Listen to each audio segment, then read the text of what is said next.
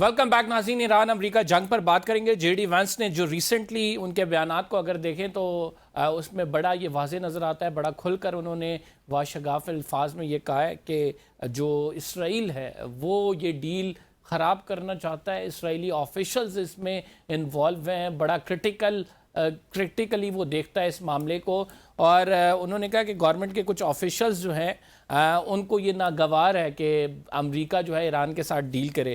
اس پر بات کریں گے. جاوید ملک صاحب نے ہمیں جوائن کیا ہے, سینئر سفارتکار رہے ہیں. جاوید صاحب بہت شکریہ ہمیں پروگرام میں جوائن کرنے کے لیے. جاوید صاحب کیسے دیکھتے ہیں, ایک تو ایران امریکہ جنگ دوبارہ سے اس کا آغاز ہو گیا, میمورینڈم آف انڈرسٹینڈنگ جو ان کے درمیان ہوا تھا وہ 14 نکات وہ بالکل ہی پس پش ڈال دیے گئے ہیں. اب جو ریسنٹ ویو ہے یہ کتنی اسٹریچ ہوگی, اور پھر جے ڈی وینس کے جو یہ بیانات ہیں ان کو کیسے دیکھتے ہیں آپ؟ جی قمر صاحب thank you very much. J D Vance کا جو بیان ہے آف کورس اس کا ایک ڈفرنٹ کانٹیکسٹ ہے, لیکن اگر آپ نے ایم او یو کا ذکر کیا, ایم او یو جو میمورینڈم آف انڈرسٹینڈنگ, اب یوں لگ رہا ہے کہ میمورینڈم آف مس انڈرسٹینڈنگ ہے, کیونکہ آپ دیکھ رہے ہیں کہ جو ایران کی طرف سے اس کے اوپر جو بھی شکیں تھیں 4 اور 5, اس کے اندر دو چیزیں تھیں. پہلی بات تو یہ تھا کہ امریکہ کو اپنی بلاکیج ہٹانی تھی اور آئی آر جی سی کو جو ہے وہ اپنی وہاں پہ جو کنٹرول ہے اس کو بھی چھوڑنا تھا. لیکن انفارچونیٹلی ہوا یوں آن دا گراؤنڈ کہ ایران نے حملے شروع کر دیے ایسے شپس کے اوپر جو کہ سویلین شپس تھے, کمرشل وہیکلز تھیں جو آئلز لے کے جا رہی تھیں, اس میں بالخصوص مختلف ممالک کے ساتھ ساتھ قطر اور سعودی عربیہ کے جو ٹینکرز تھے. نتیجے میں اوبیسلی کشیدگی بڑھی, اور جب کشیدگی بڑھی تو آف کورس کچھ کسی حد تک تو کوشش کی گئی کہ اس کو روکا جائے, لیکن انفارچونیٹلی لگتا یوں ہے کہ ایران کے جو اندر موجود آئی آر جی سی ہیں وہ غالباً کبھی بھی انہوں نے اس ایم او یو کو تسلیم نہیں کیا. لہٰذا انہوں نے نہ صرف وہاں پہ اس کو روکنا تو دور کی بات, انہوں نے تو حملے شروع کر دیے تمام ممالک کے اوپر, بلکہ ان کے جتنے بھی بٹ وٹ دے کلیم, وہ کہتے ہیں کہ جو روٹ طے ہوا تھا وہ اس سے یہ شپس نہیں آئے. روٹ کا جو ہمارا انڈرسٹینڈنگ تھی کہ عمان کے پانی سے آئیں گے, تو یہ انہوں نے جو ہے ہم نے جو روٹ دیا تھا اسے فالو نہیں کیا. اس حوالے سے آپ کیا کہتے ہیں؟ نہیں دیکھیے, جو یہ ایم او یو حاصل کیا گیا تھا اس میں 4 مہینے کے مذاکرات ہوئے, تو یہ کہنا کہ کوئی اس میں سمجھے نہیں ہے وہ میں ود آل ڈیو رسپیکٹ اس سے ایگری نہیں کروں گا. اور اگر 1 منٹ کے لیے آپ تصور کر بھی لیں کہ کوئی روٹ میں دشواری تھی, تو کیا اس کا طریقہ یہ ہے کہ آپ حملہ کریں ان پہ؟ اس کا طریقہ تو یہ ہے کہ آپ فون کریں, میڈیشنز کریں, آپ پاکستان سے بات کر لیں, آپ امریکہ سے نہیں کرنا چاہتے آپ قطر سے بات کر لیں. لیکن یہ کیا بات ہوئی کہ آپ قطر جس کے وزیر اعظم آپ کے ساتھ سوئٹزرلینڈ میں کھڑے ہوئے تھے مذاکرات کے عمل میں, ان کے ٹینکر پہ حملے شروع کر دیں؟ یہ تو کوئی جسٹیفیکیشن نہیں ہے کہ آپ مسلمان ممالک کے اوپر حملے کریں, گلف ممالک پہ حملے کریں, آپ ہوتھیوں کو ایکٹیویٹ کریں کہ وہ سعودی عرب کے اوپر حملہ کر دے. ایسا ملک جو کہ تمام مسلمانوں کا مرکز ہے اس کے اوپر آپ جانتے ہیں حملے کیے گئے, بحرین پہ کیے گئے, کویت پہ کیے گئے. تو یہ تو انفارچونیٹ ہے, اور آئی تھنک دنیا اس وقت دیکھ رہی ہے کہ ایران جو ہے وہ ایگریشن کی طرف آ چکا ہے, اور لہٰذا سچویشن بڑھتی چلی جا رہی ہے کشیدگی کی طرف. ون ہوپس کہ یہ کسی حد تک اس پہ کنٹرول پایا جا سکے. لیکن جو میری انڈرسٹینڈنگ ہے قمر صاحب, جو دنیا میں بہت بھی آبجیکٹیو اور نیوٹرل آبزرورز ہیں, وہ آپ کو یہ بتائیں گے کہ دراصل یہاں پہ ایران کے اندر 2 حکومتیں ہیں. ایک حکومت تو وہ ہے جس کے صدر کو ہم نے اسلام آباد میں ویلکم کیا, وہ مسعود پشکیان صاحب, وہ ایک پولیٹیکل گورنمنٹ ہے, لیکن وہ پاور لیس ہیں آئی آر جی سی کے سامنے. آئی آر جی سی کے بارے میں آپ کو علم ہوگا, ہر ملک کی ایک آرمی ہوتی ہے, لیکن آئی آر جی سی ایک روایتی آرمی نہیں ہے. وہ آئی آر جی سی کا ایک مخفف ہے, یعنی ایرانین ریولوشنری گارڈ کور, یعنی وہ جو ان کا انقلاب آیا تھا 47 سال پہلے, اس کی جو خد و خال ہے یا اس انقلاب کو, وہ نہ صرف اس کی پروٹیکشن, پاسداران کہتے ہیں اس کو, پاسداران انقلاب, بلکہ وہ یہ بھی چاہتے ہیں کہ وہی جو طرز حکومت ہے ایران کے اندر وہ ایکسپورٹ کیا جائے مختلف ممالک کے اندر. تو اس کی نظریاتی دفاع اور اس کی ایکسپینشن ان کا ایجنڈا ہے. ایسی کوئی بھی چیز جو ان کے راستے میں آتی ہے وہ اس کو تسلیم نہیں کرتے. یہ چیز بالکل واضح ہے, اس کے اوپر مبصرین جو ہیں وہ اگریڈ ہیں.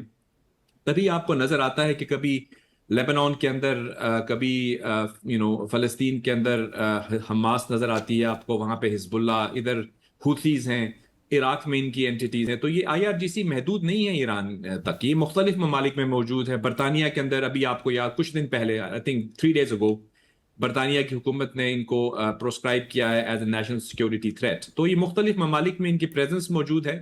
ان کے جو گولز ہیں وہ یہی ہیں کہ اپنے جو ریولوشن کو وہ پروٹیکٹ بھی کریں اور اس کو ایکسپینڈ کریں، اور اس کے راستے میں کوئی بھی آتا ہے تو وہ اس کو حملہ کرتے ہیں. دے will not stop any thing short of that. There four یہ معاملہ جو میں آپ کی بات بالکل درست ہے جاوید صاحب. اگر اسی بات کو مان لیا جائے، وٹ ڈو یو تھنک؟ آئی آر جی سی کے پاس تو ابھی ایک بہت بڑا ہتھیار آبنائے ہرمز ہے، اور وہ اس کو پوری طرح یوٹیلائز کر رہے ہیں. دے نو دیٹ کہ اس کی وجہ سے عالمی معیشت بھی متاثر ہوتی ہے. ابھی دوبارہ سے خام تیل کی قیمتیں جو ہیں وہ بڑھنے جا رہی ہیں. پاکستان میں فیول انکریز ہو گیا.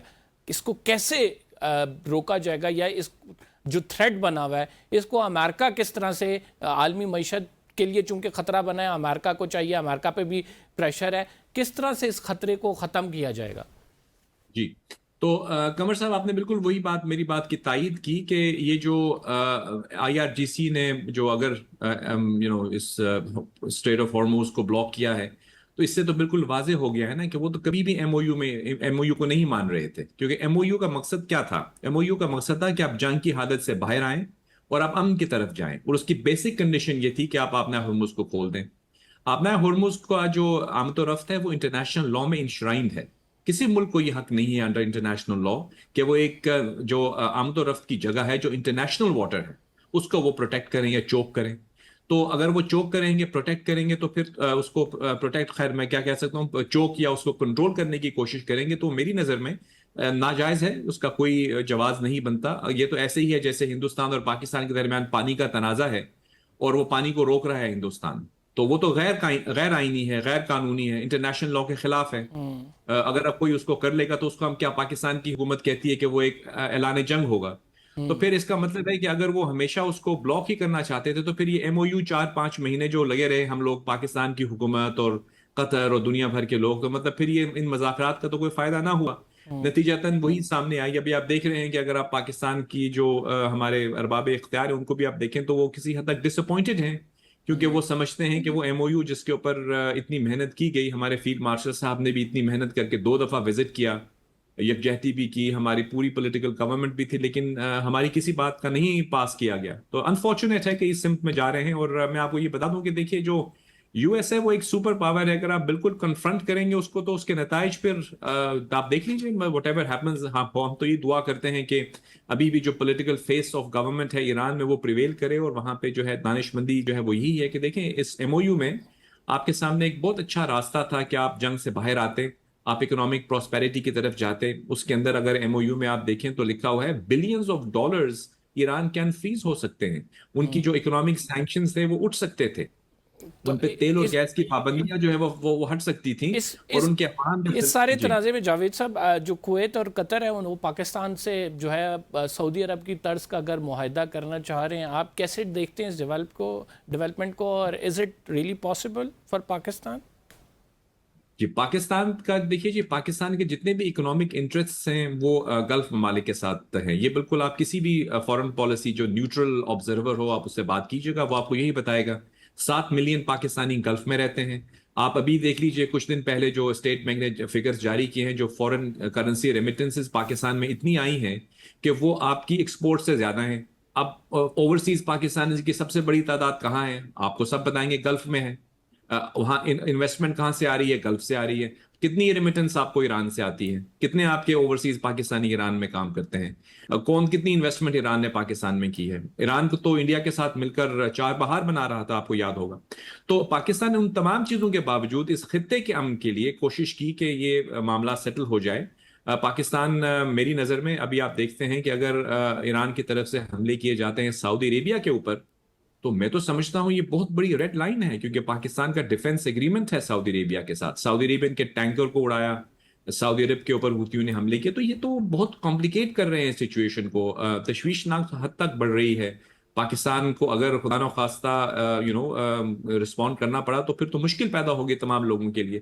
اسی کو روکنے کے لیے ہمارے فیلڈ مارشل اور پرائم منسٹر نے بہت دانشمندانہ انداز میں جو ہے اس تمام معاملے کو سلجھانے کی کوشش کی. لاسٹلی جاوید صاحب، میں آپ سے اسرائیل کے حوالے سے پوچھنا چاہوں گا، چونکہ اسرائیل کا بہت پریشر بھی ہے، امریکہ پہ مڈ ٹرم الیکشنز بھی آ رہے ہیں، اور اسرائیل کسی طرح بھی اس ڈیل سے خوش نہیں تھا، اور اسرائیل کے جو بیانات ہیں وہ بھی ہمارے سامنے ریکارڈ پہ ہیں. کیسے دیکھتے ہیں ایک سپوائلر کے کردار کو آپ؟ قمر صاحب، بات یہ ہے کہ دیکھیے ہم ہر چیز کو اگر ہم بلیم کر دیں گے اسرائیل کے اوپر کہ وہ سپوائلر ہے، ٹھیک ہے ہم مان لیتے ہیں وہ اسپوائلر ہے، تو پھر ہماری کوشش یہ ہونی چاہیے نا کہ وہ اسپوائلر کامیاب نہ ہو، ایسے اقدامات نہ کیے جائیں جس سے وہ اسپوائلر اس سیکیورٹی آرکیٹیکچر کے اندر داخل ہو۔ پاکستان کی کاوشوں سے جو دانشمند قیادت ہے قطر کی، گلف ممالک کی، ایون امریکہ کی کسی حد تک، جے ڈی وینس کا آپ نے ذکر کیا تھا، جے ڈی وینس نے بہت سخت الفاظ میں اسرائیل کو ٹوکا تھا، ٹھیک ہے؟ تو یہ تو آپ کے لیے ایک بہت اچھی بات تھی کہ پوری امریکہ کی جو اسٹیبلشمنٹ ہے وہ اس چیز کو ریئلائز کر رہی ہے کہ اسرائیل جو ہے اس مسئلے کو کھٹائی میں ڈالنا چاہتا ہے، تو آپ کو تو آؤٹ آف دا وے جا کر اس کو پروٹیکٹ کرنا چاہیے تھا، اس ایم او یو کو پروٹیکٹ کرنا چاہیے تھا تاکہ اسرائیل کو کوئی جواز ہی نہ ملے کہ یہ ڈیل جو ہے وہ خراب ہو۔ لیکن اگر آپ حملے شروع کر دیں گے تو پھر تو آپ اوپننگ پیدا کر رہے ہیں اسرائیل کے لیے، وہ بولے گا look I told you they will never do it. اور اس کے نقصانات ظاہری بات ہے صرف آپ کو نہیں ہوں گے، پوری دنیا کو ہوں گے، انکلوڈنگ امریکہ، وہاں پہ بھی ظاہری بات ہے عالمی معیشت اگر اس پہ اثر آئے گا تو امریکہ تک بھی بات جائے گی۔ بہرحال بہت شکریہ جاوید صاحب، آپ نے اپنا نقطۂ نظر بیان۔ انفارچونیٹلی ہمارے پاس ٹائم ختم ہو گیا، فی الحال کے لیے اتنا ہی۔ قمر زیدی کو اجازت دیجیے، اگلے پروگرام میں آپ سے ملاقات ہوگی۔ ناظرین، اللہ نگہبان۔